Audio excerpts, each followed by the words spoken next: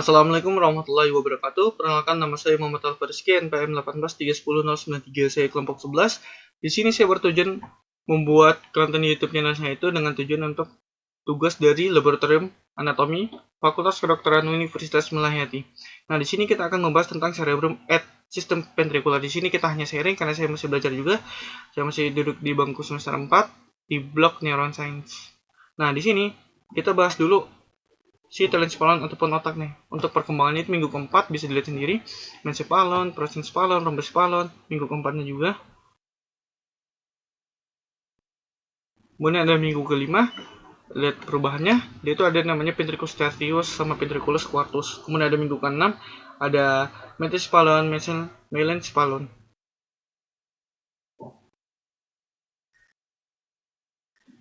Nah, di sini perkembangan minggu ke-8 itu ada thalamus, teres oculomotorius.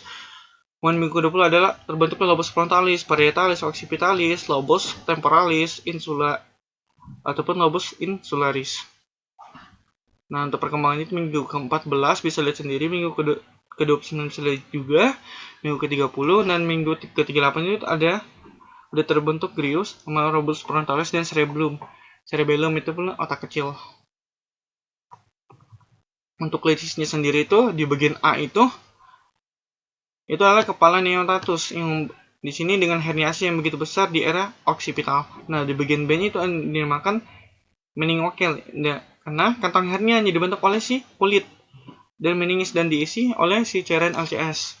Nah, kemudian yang di bagian C ini namanya meningocephalokel, adalah kantong hernia terdiri atas bagian cerebellum yang mengalami prolaps dan ditutupi oleh meninges dan kulit. Nah, sebagian poin D itu adalah meningohydrocephalokel, ada kantong hernia terdiri atas bagian lobus occipital yang mengalami prolaps dan cornu posterior ventriculus lateralis. Bisa kita lihat sendiri di sini contohnya meningocephalokel. Nah, bicara tentang cerebrum, kita bahas dulu encephalon adalah otak. Nah, otak itu memiliki 3 poin penting. Ada yang namanya prosencephalon, mencephalon, rhombocephalon. Nah, di sini kita akan membahas tentang telencephalon. Telencephalon itu adalah otak besar, dan encephalon adalah bagian di sini yang meliputi ada yang namanya hipotalamus, ada talamus sama epitalamus.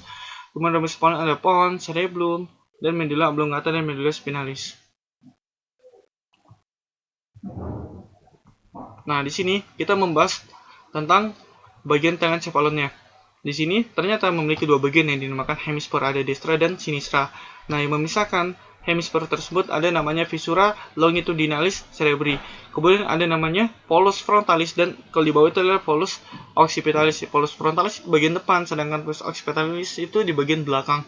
Kemudian ada namanya gyrus dan sulcus. Nah, untuk cara membedakannya, gyrus itu anggap aja cacingnya. Nah, cacingnya yang bertumpuk ini namanya ada gyrus presentralis sama gyrus postcentralis. Sedangkan sulcus itulah sela dari si gyrus. Nah, adapun fungsinya yaitu jalannya darah ataupun pembuluh darah.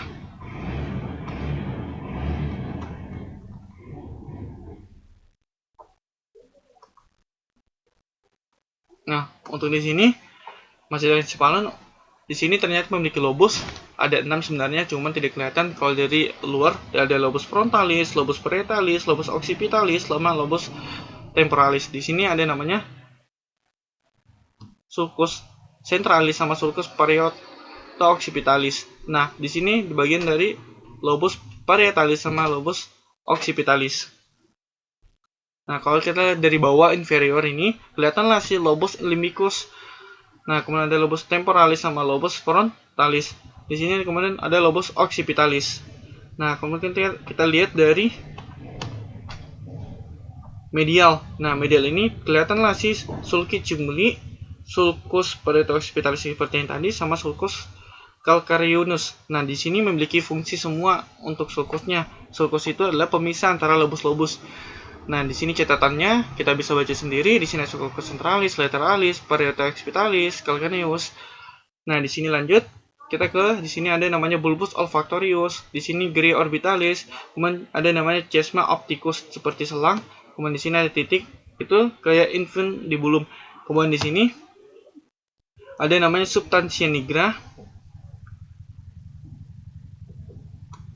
Nah, di sini ada namanya, kita lihat dari samping. Di sini ada upper column frontal ya.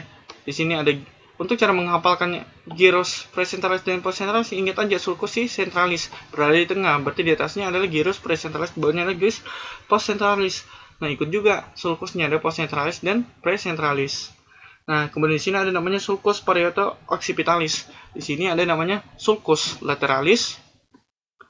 Kemudian di sini di bawahnya lagi ada gyrus temporalis superior.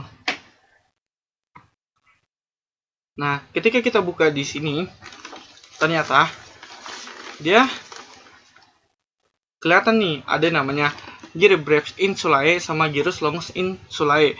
Nah, cara membedakannya itu gampang sekali. Nah, di sini gyrus brevis insulae itu berbentuknya kita lihat nih gepeng. Sedangkan si gyrus longus insulae, longus berarti panjang. Dia panjang bentuknya. Kemudian itu kita lanjut. Nah, di sini ada gyrus-gyrusnya. Untuk cara menghafal sama seperti sulcus centralis, berarti gyrus presentalis dan postcentralis. Nah, untuk gyrus frontalis ada 3, ada superior, medius, inferior. Nah, di sini parietal superior, inferior. Kemudian di sini juga ada namanya gyrus temporalis superior, medius, inferior. Nah, untuk di sini yang ininya kita hafal paten lah. Untuk cara ngerti itu ada pars tegularis sama pars orbitalis. Di sini ada juga namanya pars opercularis.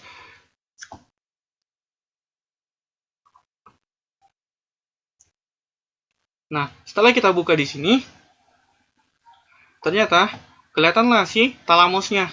Talamus. Nah, kemudian di sini ada namanya corpus callosum. Nah, di sini yang nomor 1 ini namanya genu, nomor 2 itu rostrum, nomor 3 itu truncus, di sini splenium. Udah ada juga fornixnya, commissura anterior. Nah, di sini kita membahas tentang area Brodmann. Nah, sebelum kita ke area Brodmann, kita harus tahu dulu embriologi dari si hemisfer tersebut. Nah, embriologi hemisfer adalah telencephalon. Nah, kemudian hemisfer ini kebentuk pada minggu kelima dalam kandungan. Nah, di sini yang paling penting yang kita bahas itu di bagian sini untuk pusat ada namanya pusat Wernicke ataupun pusat bicara sensoris dengan pusat Broca, yaitu pusat bicara motorik. Adapun memiliki fungsi-fungsi tersebut, di mana si Wernicke ini itu yang menangkap ketika orang yang berbicara. Sedangkan si pusat Broca itu kita yang berbicara. Jika kita tidak bisa menangkap omongan seseorang, kemungkinan kita ada bermasalah di mana? Di pusat Wernicke. Begitu juga dengan kebalikannya, yaitu pusat Broca. Nah, di sini kan ada namanya gyrus memiliki semuanya di sini ada memiliki fungsi-fungsi. Saya bacakan saja.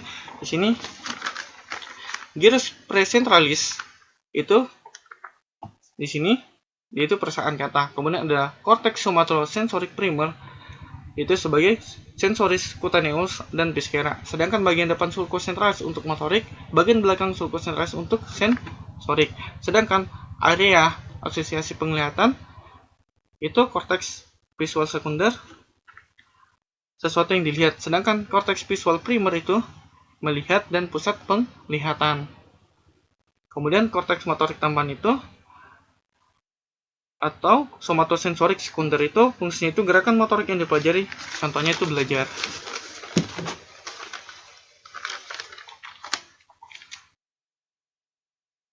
Kita lanjut.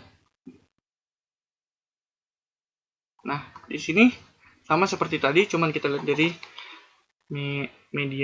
lihat dari sampingnya. Nah, separuhnya dipotong. Nah, di sini ada cortex visual sekunder, cortex visual primal, sulcus calcareus, cortex visual primal, cortex visual sekunder yang seperti yang sebutkan tadi, cortex asosiasi parietal posterior, cortex somatosensorik sekunder, ada namanya gyrus postcentralis, cortex somatosensorik primer, gyrus precentralis, cortex motorik primer, cortex motorik tambahan, sama cortex asosiasi prefrontal. Di sini memiliki semua fungsi ya. Nah, di sini kita lihat lagi nih, ada namanya corpus familiaris yang dimiliki dua, kemudian ada juga namanya di atasnya itu ada fornix columna. Kemudian di sini ada fornix corpus, kemudian ada fornix crus, fornix commissura. Kemudian di sini, nah kelihatan nih, ada fornix hippocampi, fornix campus, fornix crus, fornix columna, corpus familiaris, corpus fornix corpus, fornix columna.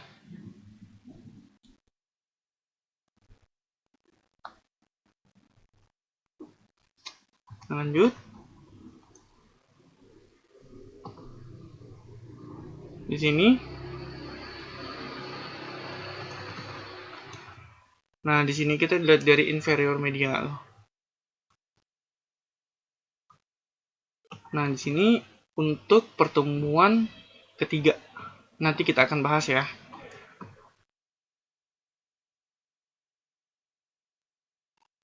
Nah, mungkin itu saja yang bisa saya sampaikan. Mohon maaf jika ada kesalahan dalam sharing di video ini. Yang jelasnya untuk pusat ini memiliki semua fungsi. Yang utama itu adalah pusat Wernicke dan pusat Broca. Mungkin itu saja. Saya akhiri. Wabillahi taufiq wal hidayah. Wassalamualaikum warahmatullahi wabarakatuh.